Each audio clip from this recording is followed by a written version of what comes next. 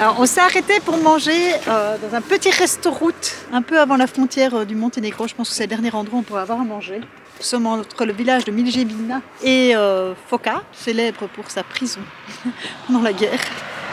Donc voilà, on va aller manger dans ce resto-route.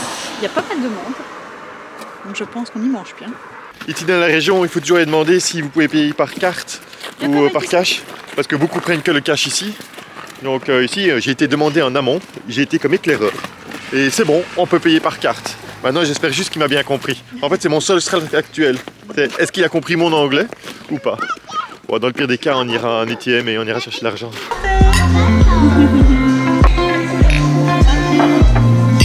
T'as pris quoi à manger, Yoko? Des pâtes aux ballonnettes et même j'ai une paille pour manger dehors. Moi j'ai pris des brochettes, je pense, de viande. Je suis pas sûre si j'ai choisi sur carte, sur nom, sans savoir ce que c'était. Et une salade serbe.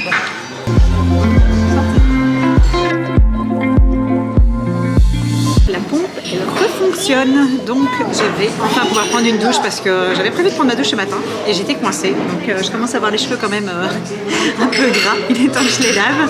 Il a quand même fallu attendre quelques heures pour que le dégel des tuyaux se fasse, pour qu'on puisse réutiliser l'eau. On était un peu inquiets quand même, on avait peur que la pompe ait cassé ou qu'il y ait un tuyau qui ait percé, mais non, tout fonctionne.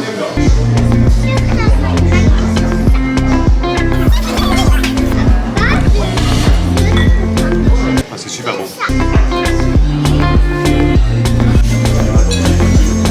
J'ai sorti les lunettes de soleil parce qu'au fait avec la neige il y a une très grosse luminosité. Bon, je vais quand même les retirer pour vous parler. En fait ici ils mangent quand même beaucoup de légumes, de crudités, des bonnes salades, de la viande. Et donc voilà, on a très bien mangé comme d'habitude.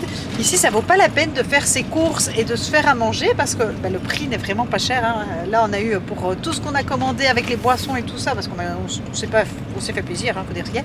Pour 6 personnes, on en a eu pour, je pense, un peu moins de 50 €. Donc voilà, ça vaut la peine. C'est pas du tout le même resto que chez nous. Alors maintenant qu'on quitte la Serbie, en fait, les routes, elles sont de moins en moins entretenues. Voilà, pour passer vers la frontière de Monténégro comme ça par les montagnes, c'est un peu la galère parce que la route est remplie de trous, il n'y a pas toujours des balustrades avec le fossé à côté, il y a le verglas, il y a pas mal de circulation, ouais, c'est sport. Par contre, heureusement, la route est dégelée ici. Alors oui, sur les côtés, il y a toujours de la neige et du verglas, mais le centre de la route est dégelé, je pense que c'est à cause du passage.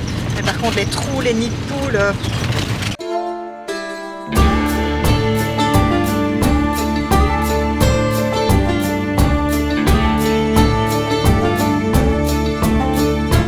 Ça y est, nous sommes à la sortie de la Bosnie-Herzégovine.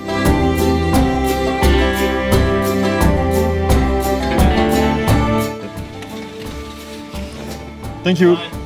Thanks.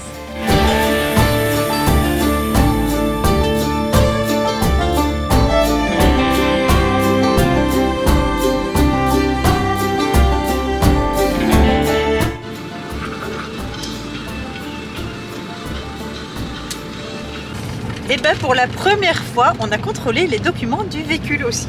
Donc voilà, je pensais qu'arrivé au Monténégro après la sortie de la Bosnie-Herzégovine, on serait à peine contrôlé. Et ben non, on a bien contrôlé nos papiers et on a contrôlé également le véhicule. Voir si on n'importait pas illégalement notre camping-car. Alors je me demande toujours ce qui passe par leur tête quand ils voient que Benoît sort, parce que les gens ils ne voient que nous deux à l'avant, quand ils voient que Benoît sort 6 cartes d'identité ou 5 cartes d'identité et un passeport. De se dire, il y a tout ce monde là dans le camping-car. Par contre, ils ne contrôlent jamais, ils vérifient jamais qui est vraiment avec nous. Je pense qu'on pourrait transporter les enfants d'une autre famille ou simplement faire croire qu'ils sont avec nous sans qu'ils soient avec nous. Il n'y a pas de contrôle à ce niveau-là.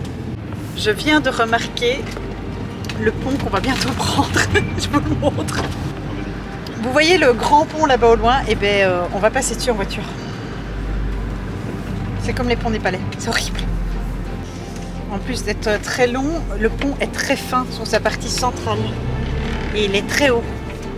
Je ne sais pas à combien de mètres d'altitude il est. Heureusement que c'est Benoît qui conduit parce que moi je vais fermer les yeux. Si c'est moi qui conduisais, on ne verrait pas la route. Ce serait trop dangereux. Ah, j'ai le vertige, je ne le regarde pas, j'ai trop peur.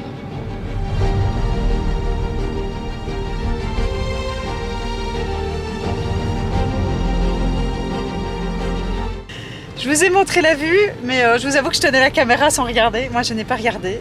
Et Benoît, évidemment, il prend tout son temps. Alors que je suis stressé à cran. Tout ça pour vous faire des images, mais dans ces cas-là, moi je m'en fous de l'image. J'ai trop peur. Oh là là. Cette route des Balkans, je ne sais pas comment on l'appelle cette route en tout cas qui va de Bosnie-Herzégovine au Monténégro, nous en réserve des surprises. Alors des bonnes et des un peu moins bonnes pour moi. Maintenant au niveau des paysages, c'est phénoménal. À la demande générale des filles, je ramène un stalactique. Un grand cette fois-ci. Hop là. Ouvrez la porte.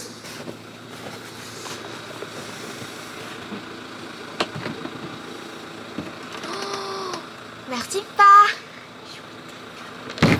Je vois Virginie, elle n'est pas fierotte. Allez, on s'en va. C'est pas des petits cailloux qui tombent ici, hein? Non.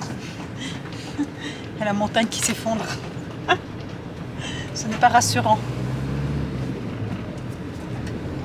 On descend de la montagne et, petit point météo, on a récupéré des degrés, moins 1 degré. Donc ce soir, je pense qu'on dormira encore en négatif, mais en allant vers les côtes de Monténégro, on devrait récupérer des températures positives.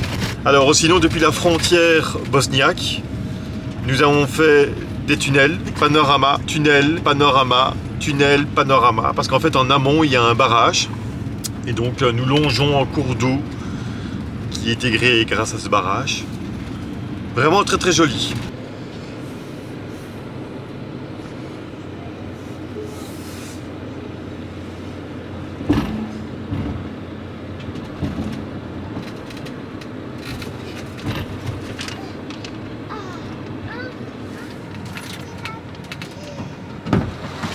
Il y a des nids de poules avec, ça caille.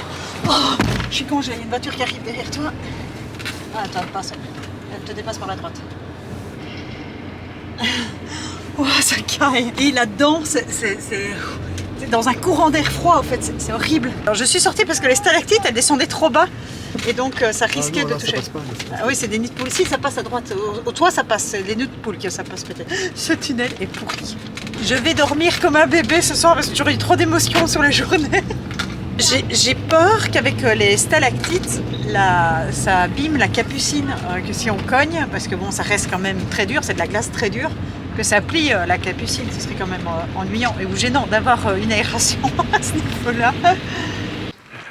Voilà, on est bien arrivé à Plutine, donc la première ville après la frontière entre la Bosnie et le Monténégro. On a laissé le camping-car là en dessous parce qu'on est en quête d'aller chercher une carte SIM pour le Monténégro. Le froid est très piquant, mais c'est très très joli ici. On est encaissé dans une vallée. Voilà le petit village où il y a quand même une boulangerie, un magasin et sa pompe à essence. Et souvent, ici dans les Balkans, les cartes SIM, ça se vend dans les pompes à essence. Et ici, c'est la première pompe à essence après la frontière. C'est une Eco. Et il y a des cartes SIM. Mais, et c'est pour ça que j'ai dû aller au camping-car, prévoyez votre carte d'identité pour l'achat de la carte SIM. Elle m'a dit, la dame ici, la neige qu'on a là, c'est le tout début, là, il n'y en a qu'un tout petit peu. Et maintenant, de jour en jour, ça va augmenter. Donc